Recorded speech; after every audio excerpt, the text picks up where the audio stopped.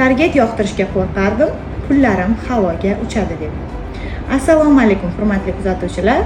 Men Lobar, Hamkor Avto va Damaschi Lobar profillarini 9 oydan beri iroda targetolog bilan birgalikda yurgizib boraman. Albatta, targetni to'g'ri yoqishni bilish va savdoni yurgizish uchun targetolog juda ham ishini to'g'ri bajara olishi kerak. Iroda targetolog hammasini tushuntirib berdi.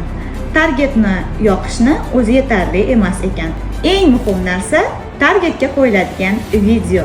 Agar video mijozni to'xtatmasa, eng zo'r yoqilgan target ham 0 ga teng. Qaysi videolarni qay vaqtda yoqishni va qanday kadrlar qilib olishni bosqichma-bosqich iroda targetolog aytib tushuntirib berdilar. Ochig'i ko'p targetologlar buni aytishmaydi, target yoqib beraman deyshadi xolos. Shu yondashuvdan keyin reklama natijasi juda ham a'lo darajaga o'zgardi. Agar sizga haqiqiy klient kerak bo'lsa, sizga men bemalol ishonib iroda targetologni tavsiya eta olaman.